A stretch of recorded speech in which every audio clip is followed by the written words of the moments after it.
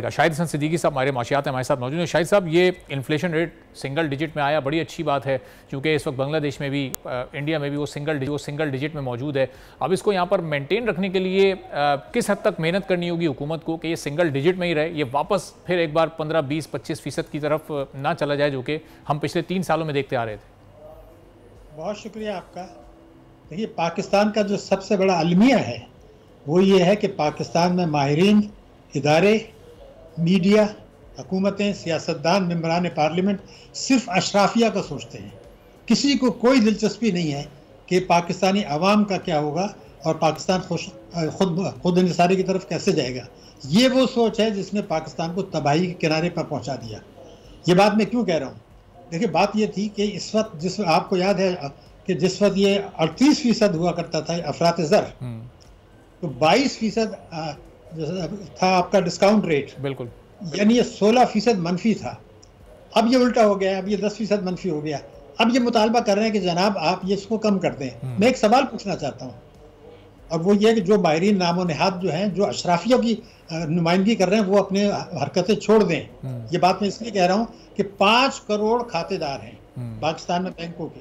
उन जो आपका भी अकाउंट है, आपके भी इल्म में है, कानून भी मौजूद है 26A4 और 40A बैंकिंग कंपनी ऑर्डिनेंस के पाकिस्तान में रुपीस के तमाम खाते नफा और नुकसान में शिरकत की बुनियाद पर हैं। ये कानून है। आपके अकाउंट में भी लिखा होता है प्रॉफिट लॉस शेयरिंग, लेकिन स्टेट बैंक ने कानून तोड़ के और ये कहा कि जनाब नहीं, ये डिस्काउंट रेट से होगा। जो इख्तियार ही नहीं है स्टेट बैंक को, तो उससे ये होता है कि जैसे जैसे आप ये डिस्काउंट रेट कम करेंगे, ये बेचारे जो 5 करोड़ आदमी हैं, इनका शरह मुनाफा कम होती चली जाएगी। तो सवाल ही, कभी किसी ने ये भी सोचा है कि इन खातेदारों का क्या होगा?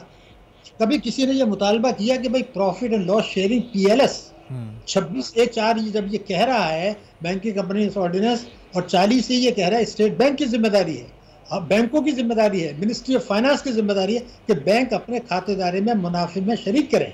उनका मुनाफा 53% बैंकों का इसमें प्री टैक्स, लेकिन वो मुनाफे में शरीक नहीं कर रहे। क्यों? क्योंकि स्टेट बैंक ने डिस्काउंट से, रेट से उसको मुंसलिक कर दिया कि आप 150 बेसिस पॉइंट्स कम देंगे। अच्छा। अब जो भी ड्रामा आप हो रहा है मुल्क में, वो ये हो रहा है कि खातेदारों को रगड़ दिया जाए। लेकिन ये हम भूल रहे हैं कि जो आदमी, एक बार आपको मैं बता दूं कि ये करेक्ट, इसकी जिम्मेदारी मेरी है। अब से 20-25 साल पहले किसी मिडिल क्लास आदमी ने एक डिफेंस में 200 गज का प्लॉट ले लिया, छोटा सा बना लिया, वो उसको बेचता है 4 करोड़ रुपए में। आपको पता है कि वो जो बैंकों में पैसा रखेगा उस पर टैक्स कितना है? 45%। 45% उस पैसे पे, उस मुनाफे पर टैक्स ले रहे हैं जो पहले ही कानून की खिलाफ वर्जी करके कर रहे हैं। क्या पाकिस्तान में कोई ये बात कर रहा है कि भाई ये 45% इन लोगों से क्यों ले रहे हो?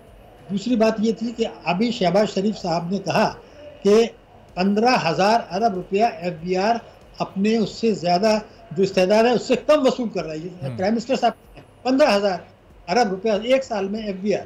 इन्होंने 2027 का जो टारगेट रखा है उसमें भी यही 15,000 की कमी बरकरार रहेगी, यानी 2027 तक भी। उसका कोई एक आदमी मुतालबे करने के लिए तैयार नहीं है कि भाई ये 15,000 अरब रुपए अगर कम आप ले रहे हैं तो उसकी वजह से GST भी बढ़ रहा है, पेट्रोलियम लेवी भी बढ़ रहा है, बिजली के नर्ख भी बढ़ रहे हैं, तालीम का बजट कम हो रहा है, सेहत का बजट, उस पर कोई बात करने के लिए तैयार नहीं। ये गठजोड़ है। तो बचतें भी नहीं हो रही, मुल्क की सरमायाकारी भी नहीं हो रही। सारा काम ये है कि कर्जे और निजकारी करके कुछ सहूलियात दे दी जाए ताकि 3-4% ग्रोथ हो जाए और कर्जे मिलते रहें। उसके बाद जो है अवाम मईशत। सब्सक्राइब करें और बेल दबाएं ताकि कोई खबर रह न जाए।